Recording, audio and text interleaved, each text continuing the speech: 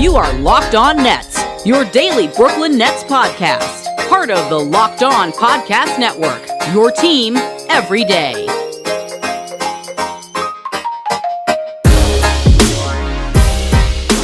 Brooklyn, yo. All right, welcome back to the Locked On Nets podcast on the Locked On Podcast Network. It's your team, the Brooklyn Nets, every single day. I'm Adam Armbrecht. In addition to covering the Nets, I'm also talking New York Football Giants on the One Giant podcast with my boy Andy Mack. Over there is Doug Norrie, owner, operator, DFSR, all your daily fantasy sports needs. MLB, NBA, NFL, dude's got you covered. But we are here, Douglas, on a late night Thursday, preparing people for Friday with a heck of a session to send people into the weekend where we thought we had one plan, and then it pivoted a little bit for the umpteenth time that the Nets are the organization that just keeps on giving. I thought you were going to say the umpteenth time that we started and stopped the podcast because we just could not get anything go. This was That's the neither old here nor there. This was the old Thursday night. Literally, I said, "Play your worst today." Is what was the mantra that we went into the podcast. All you can with, do is put your best film on tape and just go from there. That's really it just didn't matter what we did; it all went wrong. So hopefully this is the final cut because man, what a Thursday night. Thursday day though was pretty interesting for the Nets because there was some quotes that came out that at this time of year, a lot of media stuff can be kind of milk with toasty and nothing much happens and everyone's kind of throwing superlatives out there, just getting the hype train rolling. And that's just about it. This year's preseasons have been filled with much more drama, sort of around the league in general, definitely with the Nets. And Brian Lewis from the New York Post did a couple different articles today, both really good with some cool inside access stuff on the Nets. But specifically, he interviewed Joe Tsai, the owner, and Tsai kind of didn't pull, he kind of pulls punches if you're just new to the reading the media tea leaves around these guys. Right. But when you have read quotes from owners or GMs or players over the years who are super well crafted in what they say, very careful in the media messages when they're on record, the stuff, there's not a lot of wasted words, especially with a guy like Tsai who's like super successful and knows exactly sort of what he wants to do messaging wise. Yeah, off-season talk is usually pretty calculated, right? Totally calculated. All these guys are calculated. You can't be at this point, and being not calculated is what usually at this point just gets people in trouble, frankly, because they just end up, it might sound great and get some good quotes, but eventually you say something wrong and it gets you in trouble. It's just, you really can't be anything but super calculated at this point. At these levels of sports in general, specifically basketball. But Lewis was able to, I don't know if he even drew it out or if Tsai was just ready to say some of this stuff regarding Kyrie Irving, because it's pretty interesting and sends a very, very clear message. If you're watching on YouTube, you'll see that we're bringing up the tweets. We'll go through what they are. So the first one, Lewis asks about if he's worried if Kyrie is going to miss any games due to vaccine hesitancy and local mandates. Joe Tsai says, quote, "Kyrie talks about it as sort of a personal choice issue, which I respect, but we all need to not forget that what our goal is this year." So first things first, how did you kind of read this first quote? The second quote is actually even more there, but one thing kind of stood out to me, at least to start with the way Tsai is starting to frame what he says about Kyrie. Yeah, what jumped out to me was talks about it as sort of a personal choice issue. So, Joseph Tsai, to me, he's framing it as this is the way Kyrie is presenting his issue around the vaccination and the protocols that are in place. Also, without saying it, I don't see it that way. That's what Joseph Tsai is saying. I don't see it the way Kyrie is looking at it. So that means that there's a disagreement there from an organizational standpoint not about the decision being made on any given choice. This is a specific one with Kyrie, but about how we both perceive it, what our perspectives are. And that's a bad jumping off point.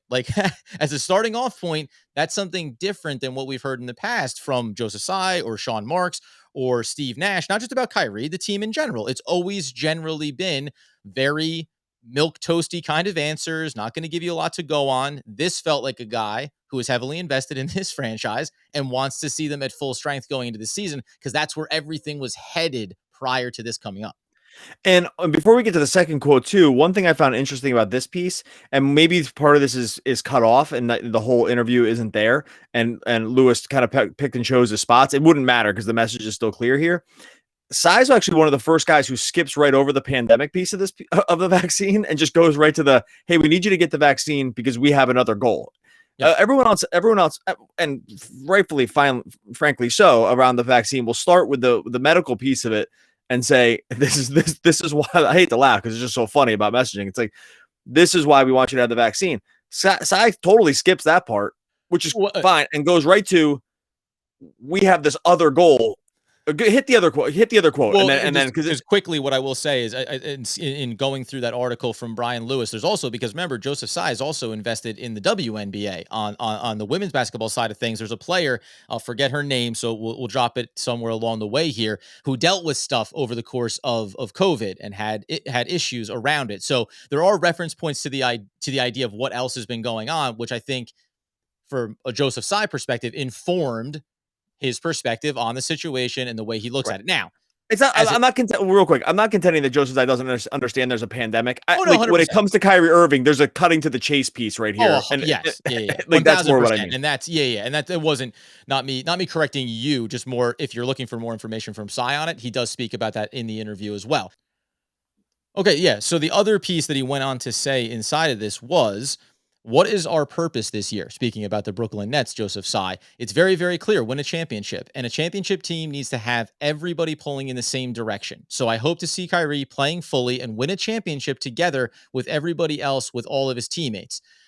The couple of things are, obviously, he's being very direct, as you said, about, we're here to win a championship. That's the goal. That everybody, and this is what we've talked about before, if you want to win a championship, it has to be that everybody, top to bottom in an organization, is all singularly focused on the same thing. And very clearly, Tsai doesn't think that necessarily Kyrie's on the same page. The other thing I take away from it is, one, they're maybe preparing that he won't be playing home games potentially, at least to start the season. And two, at first I thought, oh, hopeful because you're worried about it. I actually think I'm hopeful that Kyrie is going to be on the court to win the championship with everybody, because guess what? Either way, our plan is to win a championship. I hope Kyrie gets to be a part of that, because it doesn't change our focus. If this is going to be a problem or a potential issue that lingers, we're still looking in the same direction of winning a championship. Yeah, I took it that way, and I would even take it one step further. I thought this was kind of a very clear saying, hey, dude, go get vaccinated because we need you to play. This seemed to me, I'm not trying to put the words in the guy's mouth, but there was nothing.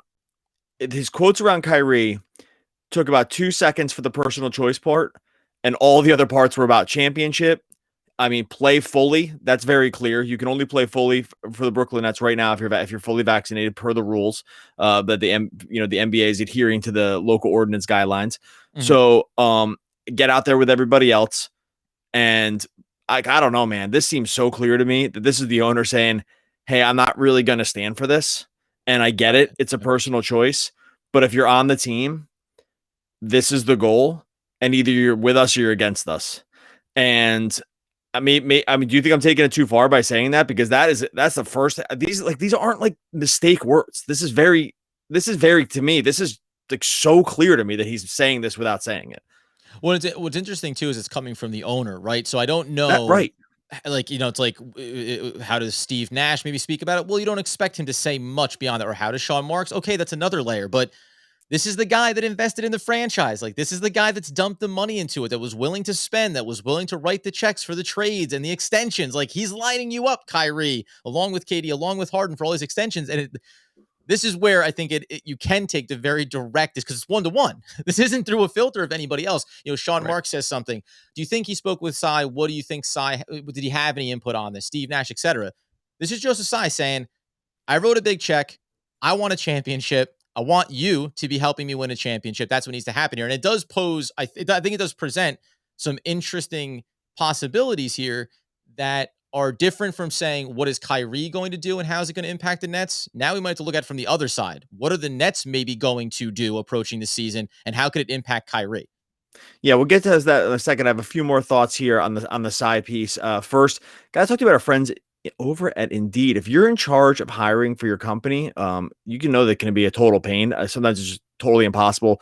Weeding through all the applicants, knowing if everyone's going to be fitting the needs of whatever your job opening has.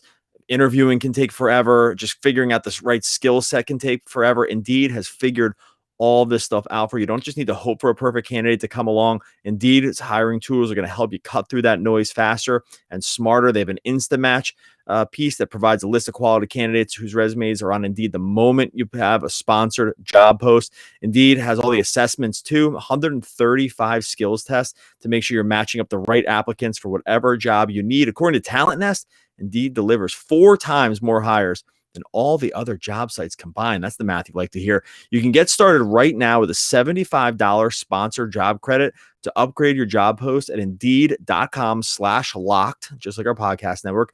Indeed.com/locked. You get a $75 credit. Indeed.com/locked. Indeed.com/locked.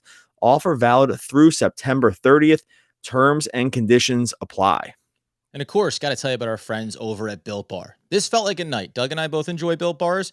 We should have had an extra one or two before we tried to start this podcast episode, as we struggled out of the bus. Would have been good with some delicious flavors like coconut cherry barcia, raspberry mint brownie, or double chocolate to give ourselves that nice boost of a protein bar without any of that weird textures or taste. No.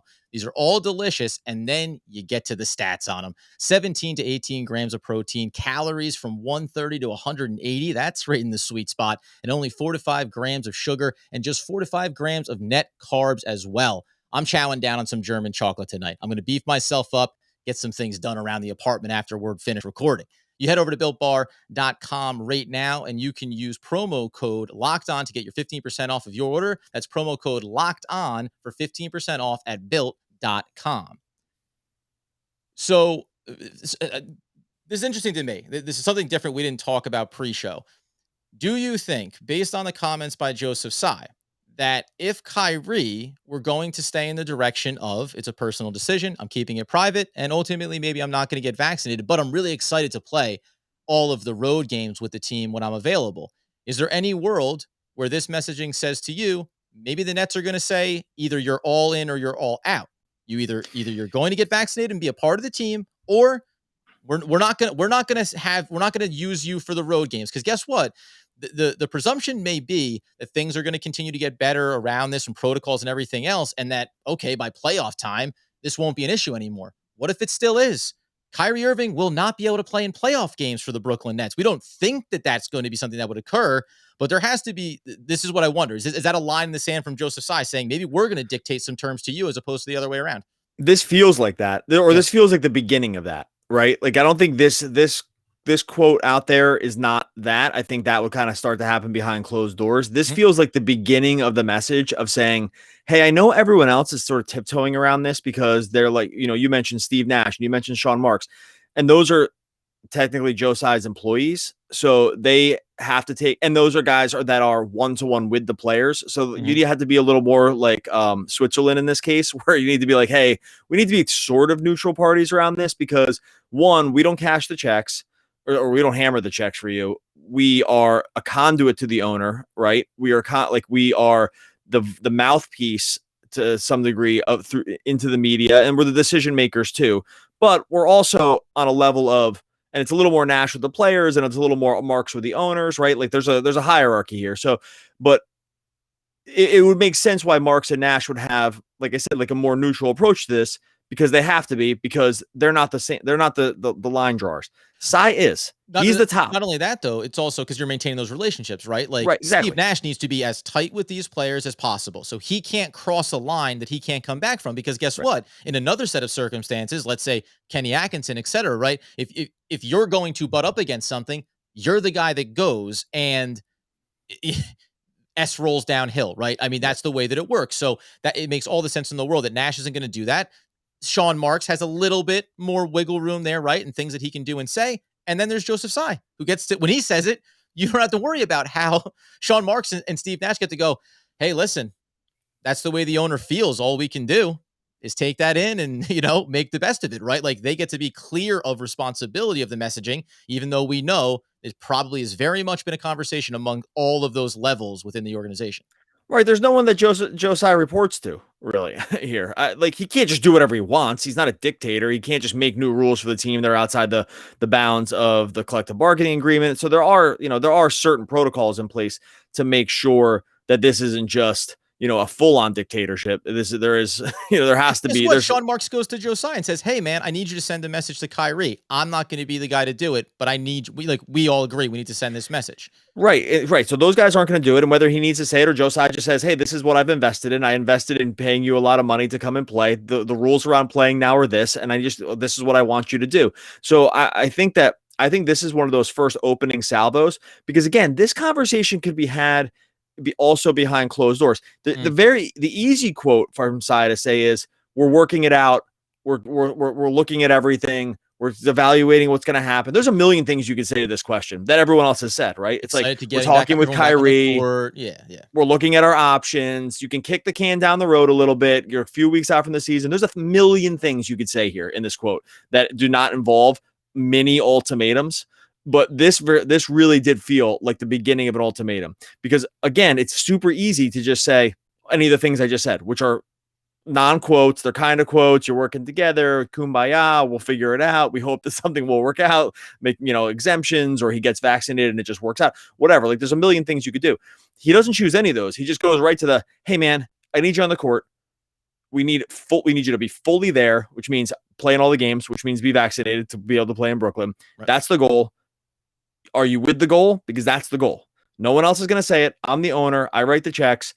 And I just don't really maybe want to talk about this too much more. And you did a good job of summing up where he goes through the pandemic piece of it too, which obviously was a big part of his overall thought process around it, but not when it came to the Kyrie piece where he just cuts. He does cut to the chase. And then when I get laser focused in on the Brooklyn Nets and one of my stars, I have a very clear thought process on what I want to see happen here. No, 100%. And now it does. So, that then opens up the secondary piece of looking at this roster and saying, well, let's cap off this aspect of it. What do you think the likelihood is that you do get to a place where there is an ultimatum that maybe Kyrie? Because remember, going back to Kyrie's comments around, it's a private personal matter. We've spoken internally, looking forward to moving forward with the plan. That seemed to give the sense of, oh, okay, they've hashed this out and it's going to look like what it's going to look like. These Joe Tsai remarks now seem to conflict with that. So it does look like there's two different decision paths that are emerging here. Do you think that Kyrie gets on board and he's there? Or do you think that this does go into the season as being a real issue? Okay, so he can't make Kyrie go get a vaccine. Okay, 100%. so I want to be very clear with this. There's no mechanism by which he can say you have to go get it. That's not in the collective bargaining agreement. It's been widely reported. Anything like that has to be negotiated. The union will not do it 100%. It's just not the union is probably sitting there hoping silently that everyone gets to 100, and they don't need to do it. I don't think the union would ever agree to a mandated thing. Now they can agree to more stringent testing and they can agree to whatever aspects of not working are going to come along with it. Like that part is sort of out of their control. They're not going to mandate among their. I really believe that they would not do that, right? And it will be costing Kyrie money though too, because just like with Wiggins out in Golden State, right? Like you can make the personal choice, and that's fine. The NBA and ownerships can't force you to do something, but without the exemption piece of it, religious or otherwise, it's as if you're just saying, I'm not going to play these games, right? That's I think he costs himself from a collective bargaining. Yeah, and I think he cost himself like $400,000 a game or something like that he misses or something in those lines. So that they're going to keep making it more and more difficult. He can't make him do it. What you can do though is put pressure on. You can continue to put pressure on from an organizational standpoint and say, and Kyrie can decide if he wants to succumb to that perceived pressure or not. I don't think we'll ever see an ultimatum. You asked about the ultimatum. I don't think we would ever see a full-on ultimatum in the press. I think the only time you would ever hear about that is like after something happened. Sure. Right? Like if it really went sideways, let's say, and then I think we would hear about something like that. I don't think you would ever hear it in the press. You probably would convey disappointment if it doesn't like sort of solve itself in terms of him playing the whole time. You would continue to hear probably massive disappointment. If he's saying this now on the prospect of it, right. I can't imagine what he would say if Kyrie didn't start playing in these if wasn't able to play in the home games. My guess is it wouldn't get better. right? This is all. Like, it wouldn't. The messaging wouldn't. Goes, you know what? I actually think this might work out. No, yeah, dude. If it looks like this on the prospect of it, there's no way it gets better. It'll get more. I don't think it can, right? Like it can't get to that place because then then you're gonna have Kyrie Irving only playing half the games on the road with your owner directly communicating his displeasure for it and distaste for it. And like this goes back to we talked so much about stability of the organization. Like this goes right in right back in the wind of that, of saying like, hey, we know what we want to do. We're top to bottom. Everyone's on the same page, all that good stuff. Like now you're going to throw this out the window. And it does bring in that piece of, you make the deal with the devil to win a championship. And you keep that line keeps getting pushed a little bit further. And now like this feels like it's finally to the point where, hey, now Kyrie has moved the line to a place that maybe it is like, you know what, this is too far. And I have another follow-up around the other two stars, because we just came off of their media days as well, and maybe what their thinking is on this too. All right, we'll hit that one in 1 second. Let's just talk a little bit about Bet Online. One thing you don't need to worry about right now is with the Nets. The Bet Online odds for the Nets to win the championship really haven't moved on this Kyrie thing. I think it was plus 225 to win the championship last time I looked. So if you're a betting guy or gal, you got to get over Bet Online and still feel pretty good about the Nets' chances right there. The old vaccine talk doesn't seem to have affected the way folks are putting their money when it comes to the betting lines. That's just one of the main things that Bet Online has for you. The number one spot for pro and college football, as well as that season's well underway. They have a new updated site and interface, super easy to use. It looks super crisp, really easy to find everything you want, odds, props, contests, everything that Bet Online has. The number one source for everything football as well. Head on over to Bet Online on your mobile device. Sign up today. You're going to receive a 50% welcome bonus on your first deposit.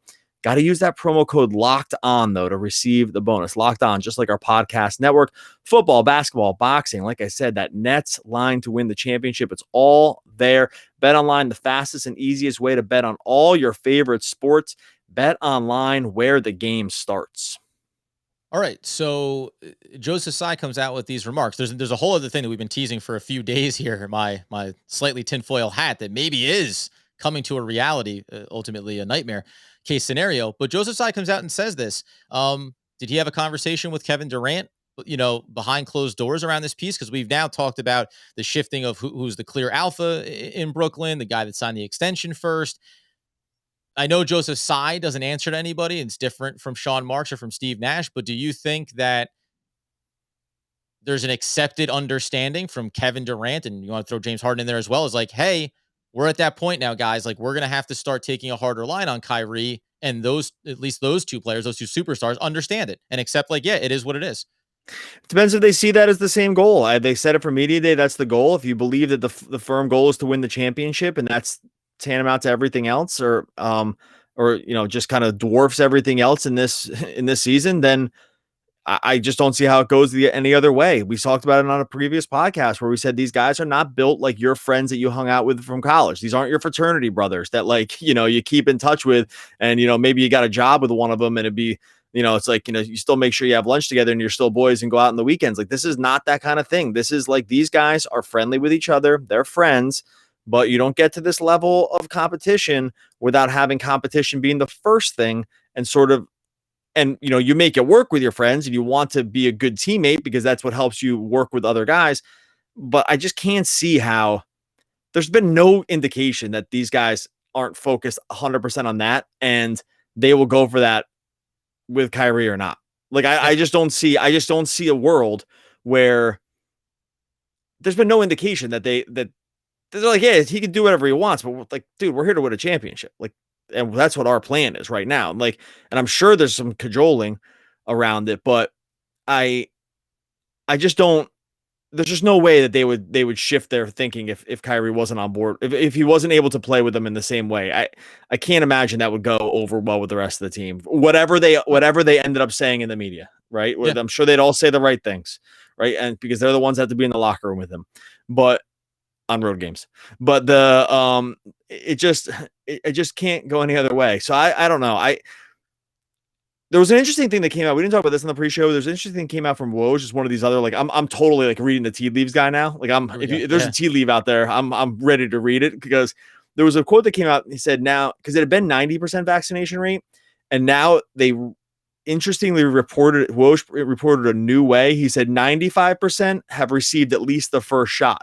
So that means since the time that they reported it last time, the 5% of the 10% remaining that hadn't been vaccinated had gone off and just said, showed up at the local Rite Aid and got the jab because so I was wondering, I was like, oh, that's interesting. That was also not a missed word to say, hey, some of these holdouts went ahead and went and had it done, right? Well, and because in recent days it was a lot of the reporting was a little bit of pushback, right, from some high profile guys in the certain segment within the NBA that maybe doesn't want to get the vaccination.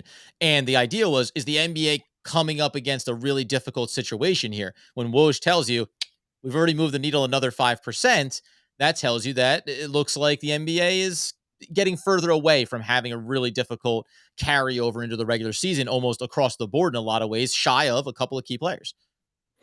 Yeah, so maybe the needle's moving. Maybe that means that things are kind of moving the right direction. We know this is not a group that's probably going to give any definitive word until things are set in stone. There's no way that they would ever. There's no way, even if he did it, there's no way Kyrie would be like, "Hey, I got it." Like he'd be the guy for sure that you wouldn't like. I could see a scenario where he could be vaccinated now, and this is the kind of guy that he is that just wants to send a message. Like that's totally on the table for him, by the way, based on other stuff that's happened with him. I'm not saying that's actually happened. I'm saying, unlike some other guys, it's on the table.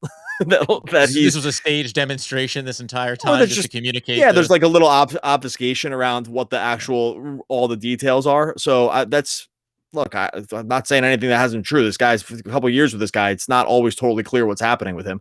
So I think that I don't know. If I had to guess, I think it plays out. I think this like sort of internal and external pressure seems to be ramping up in a way that feels like it's going to be where even if they didn't say it, you are going to be sort of like ostracized here if it doesn't go through. I'm not saying that's always the way that you should go about getting policies kind of put through for people, but it does feel like the tone of this is heading that direction. Okay, we can go as far down this road as you want to. We'll probably circle back up on it next week, but I got to get it off my brain. Yeah. I've had it rattling around there for too long.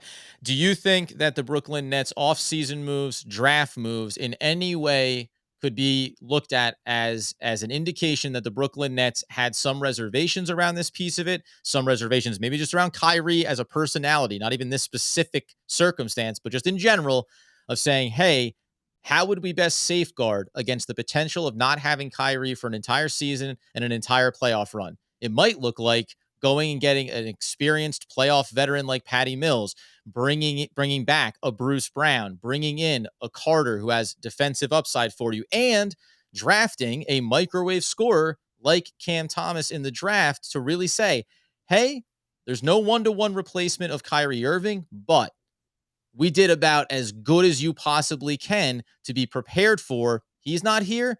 Guess what? I can walk Patty Mills right into the starting lineup and feel very comfortable about what I have on the floor, and I can feel comfortable about what we have on the bench in behind him. So I don't think any of those moves were. I think that's interesting. In if I retrospect, framed it as safeguarding against injury, even potentially, would that maybe make it a more palatable scenario of, hey, like a loss of Kyrie in any way, shape, or form, something that at least on a year-to-year basis we have seen, right? He misses large amounts of time for varying reasons.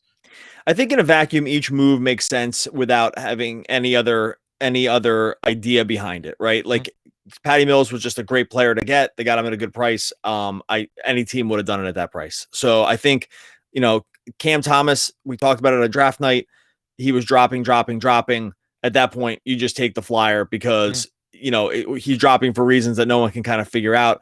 You take the upside and go with it, right? These are all the things that we said at the time. Javon Carter was a way for them to bring back some draft capital, right? And be able to just get sort of like a hedge against the guys you knew you were going to lose, like Mike James and Chioza, right? There's just going to be these end of the bench guards, and he had a more veteran presence. So each of those things kind of on their own made sense.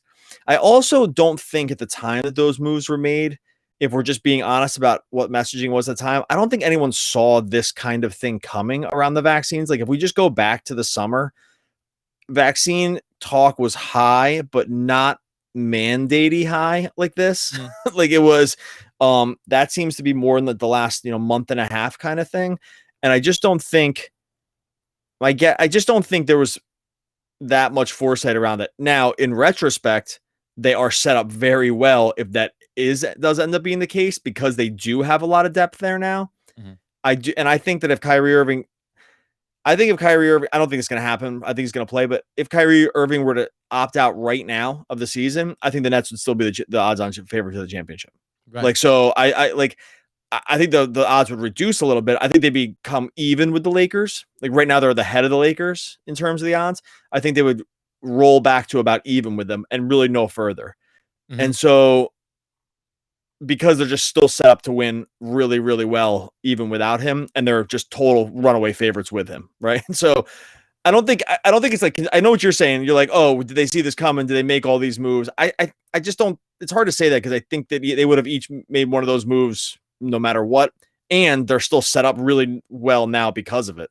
Yeah, the way to take off the tinfoil is to say, to your point, when you looked at the guys that were in that guard group from last year and coming into this year, you knew you couldn't survive with Chiozas and Mike Jameses of the world. You knew you had to get better there no matter what, behind Harden and Kyrie. And I think from that standpoint, it's just good now to have the group that you do there, because say this was last year, this all occurred on that timeline, you'd be sitting here saying, oh boy, we're going to run out Mike James and Chioza a bunch here. And we saw a lot of that when injuries happened, right? And guys had to miss time, etc. You probably would have seen the Nets trying to push to make another move and to get another player into that room. So they're safeguarding, I think, against injuries and against fatigue is really why they set this up this way. And specifically around Kyrie, a guy that, again, has a somewhat lengthy and consistent injury history. So I think they prepare themselves for that in that regard. But you and I talked about it earlier in the day today, that idea of once the Nets got in James Harden and saw the way that he played, and we mentioned something the other day, I think that it really shifted the perspective about the hierarchy of importance on this team. We all knew it was going to be KD once you got him in there. And then Harden came in, and all of a sudden, if you say that Kyrie Irving is an electric scorer, ball in his hand, nobody has maybe better handles than him in the league. And also, it might be the most, take this with a grain of salt when I say it, but like it's the most replaceable component of those three superstars if you think about the way this roster is constructed. Yeah, and I know what you're saying. Like this, in the spirit that you're saying it, he's not replaceable by any means, but he's. Right. I know of the three. You're saying of the three, he's the one. If he's the one whose odds. Let me put it this way. I'll just say this from the odds perspective, because I'm like positive. If they were to lose any of one of the three guys, the odds drop the least with losing Kyrie. Yes, that's the way to frame. I don't want to make it any indictment on Kyrie or his game. Like everybody knows you're not. You're not. Like yeah. It's because he's there that they're so high. It's like, but if you just take a realistic look at what would happen to their overall championship odds, if you lost Kevin Durant, they would move the furthest down. Right? Yep. They'd probably drop 2 teams back or something like that. With Harden, they'd probably drop. Probably similar, something like that. I'm just kind of ballparking it. And with Kyrie, I think they would just drop 1 behind the Lakers. I think that's just the reality of the situation. And look, in the end, and that changes organizational perspectives on the players, right? What you're willing to deal with or tolerate, etc. Like, yeah, listen, it's a gradual scale, and I do wonder. Again, I agree with you. I think Kyrie's going to play. The most likely scenario is that you see him literally walk out on the court in Brooklyn. And he's like, "Yeah, I've been vaccinated the entire time. You guys are silly. You guys are my prawns," as he likes to say. You're nothing but a big shrimp. But there's some chance. Look, we're gonna come at you Monday with the episode, because we're gonna be talking about the first preseason game, and which we're excited about. Like, I'm excited to see basketball back. We haven't even gotten a chance completely, to get to that dude. yet, I can't wait. It's Sunday. Yeah. I rarely pivot from my football watching on Sundays, but I'm gonna do it this Sunday for the Nets because I'm just so pumped to have it back. There's some chance like he gets back and plays in this game and is like, oh my god, I gotta play every game.